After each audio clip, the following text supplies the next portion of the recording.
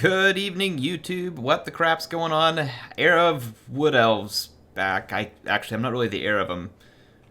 Is there a word for like complete trash? Heir of trash here, trying to play as Wood Elves. Anyway, yes, I'm behind. I've had some family stuff to take care of, and just getting back to work on Mondays and stuff like that. So sorry, I'm a bit behind on videos, but I am still trying with the Wood Elves, albeit I haven't gotten to do as much as I want. So this is going to be another rush army. I know I haven't had any success yet with skirmishing armies. I'll work on it. And as soon as I get some, maybe I'll try and show it to you. I don't think you all want to watch a fail compilation. Anyway, this is going to be a rush army versus the Dark Elves.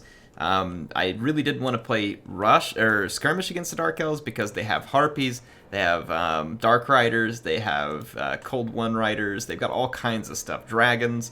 I just did not want to try and protect archers with all that going on. So I've brought a couple of Eternal Guard, they're out on the flanks, I have a couple of Wildwood Rangers, and then I have a couple of War Dancers here. I don't really know how all these units perform because I'm not terribly familiar with them. But I brought the Wildwood Rangers just in case I had to do a little bit of armor-piercing work. I know they won't be great, but they would do something. And then I've got the Wardens of Cithral protecting my Glade Lord and my Branch Wraith here. And the Branch Wraith has Pendulum and Healing, and the Glade Lord is just on foot with the Helm of Discord, and I'm trying not to get her killed. Now, I do have some stuff hidden. I'll let you all see that in a moment when it's relevant. Let's go check out the Dark Elf army. So across from me, the Dark Elves are being led by Malekith, and they have a number of Dread Spears, which are just a good shielded infantry for this fight. There are 3 Cold One Knights here, a couple of Sisters of Slaughter.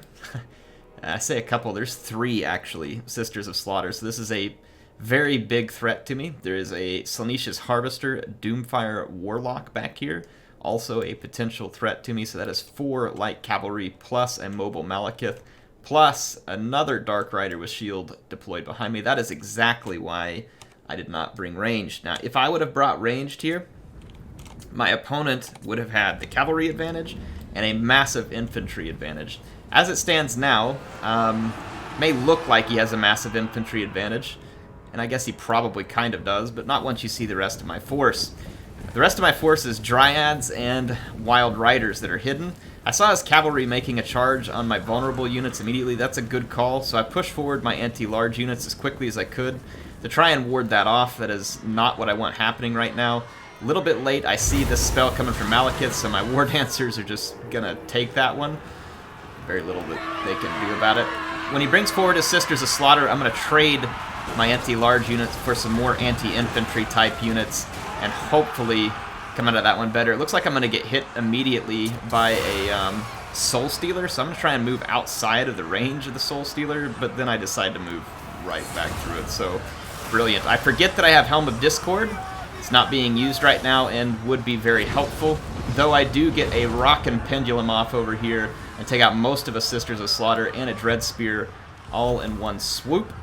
And then I've got my 4 Dryads and 2 Wild Riders coming in. Now that the Dark Elves are fully committed, I knew that now this was the dangerous part of the battle. I had to hold my ground until the reinforcements arrived. And they are coming, albeit slowly. So my Wildwood Rangers doing nothing but stinking. My War Dancers getting wrecked. And my Glade Lord just trying to stay alive. You can see my Glade Lord back here. And then my Branch Wraith as well, just trying to stay away from Malekith, essentially. Now I've got Dryads, and Dryads are going to be pretty good for me here. They have mid-armor, which will help them a little, and they scare. And since they're attacking in the rear and providing scare, it's going to be nice. My Wild Riders are able to get some nice rear charges over here to help start to clean up some of these infantry fights, though I shouldn't leave them in combat for long. They are really good on the charge, and then not great sitting around in combat depending on what they're up against there. Now I have some Wildwood Rangers trying to help protect my Glady, but the Wildwood Rangers stink so bad that not even a whole group of them are able to pull down Malekith with any degree of effectiveness here. But my Dryads now are spilling over, and I'm bringing some Wild Riders here. Anything I can to try and hold the mass of Malekith so that he can't get to my Glade Lord. And I've still forgotten to use the what do you call it, the Helm of Discord. Helm of Discord is very important. I've accidentally left my Wild Riders engaged over here. My micro was very off point, and honestly, that's kind of meant to be shown here as it's a talking point. I think the key here, you have to manage your troops well with the Wood Elves, especially if you're rocking a skirmish build. This is a little more forgiving here to me because this is just a melee build, but you still need to do your job right. The Helm of Discord would have come in very handy a couple of times already, and you want it cycling off of its recharge. So what I would say is get a few things in your head before the battle. What are some of the key things that need to happen? And for me here, it was Pendulum and Helm of Discord. So I should have been obviously focused on giving attack orders and doing all that, but in the opportune moments, I should be looking, where do I use the Pendulum? Where do I use the Helm of Discord? However, good news for me is that the battle is working out still in my favor. I've been able to hold back Malekith long enough to basically get rid of everything else. Haven't been terribly impressed with my War Dancers, though they are up against Sisters of Slaughter. That's not exactly a fight that most units without armor are going to do well in. So, yeah. But yeah, not terribly impressed with the War Dancers. I'll have to do some testing on them and really see if there is a moment when they're any good. I'm going to get Soul Stole again over here, and that's a good one by Malekith. It's going to pull his hit points back up. Cause damage to a lot of my units, but it's too late. His Sisters of Slaughter are completely surrounded by Dryads. Completely surrounded. And they're going to give in. And although I mostly squandered my Wild Riders early, now here late in the game I am using them to clean up routing units.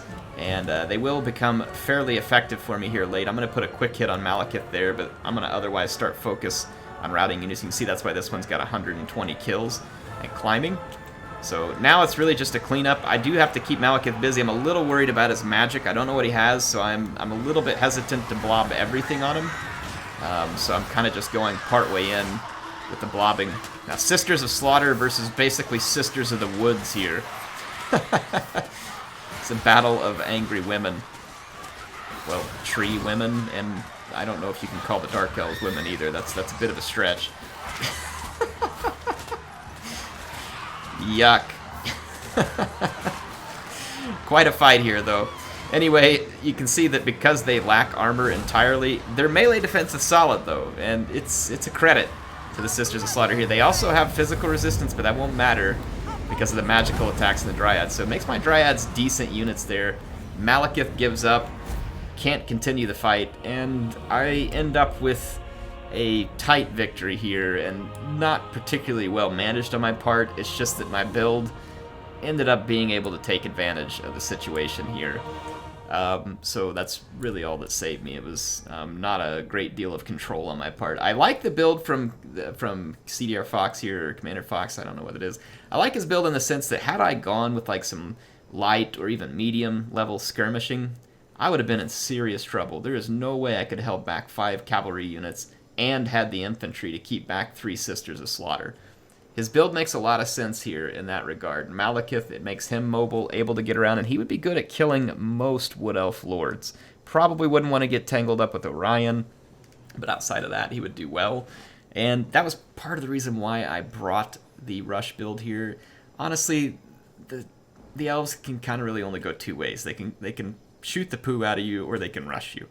And there's not a whole lot of variance with the Wood Elves that I'm capable of. I know some people can get a little more variance out of them than I can, but in this case, Fox was thinking that I was going to bring some skirmishing. He was prepared for said skirmishing, and I didn't. I actually brought a lot of pretty expensive infantry, and in this case, it worked out for me. It won't work out for me every time. In fact, I lose as many or more than most whenever I'm playing as the Wood Elves. I still have a lot to learn. In fact, I'm going to switch over to a unit testing mod real quick. I'm curious just to see, what can we get out of Wildwood Rangers and War Dancers with swords? Is there ever a case where they're worth it? Let's go check that out. There's probably a bunch more that I can do. I wanted to show you this one. This was interesting. I was testing out the usefulness and durability of the War Dancers, just like the standard variety, not the Azrae Spear. So here's a quick rundown. Obviously, they'll defeat anything like Swordsman, Bleak Swords, Bretonnian, cheap infantry. They'll beat all of that stuff handily. and pay for themselves, assuming there's no outside influence on that fight, right? So if you don't get magic or missiles or anything like that dumped on you.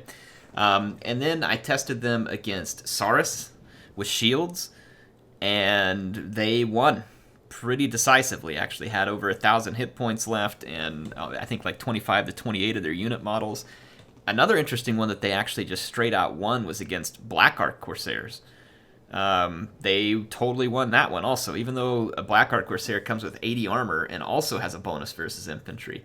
I think it was just the physical resistance and melee defense of the War Dancers that pulled them through, but they also decisively won against the Black Arc Corsairs. Now, they do cost more.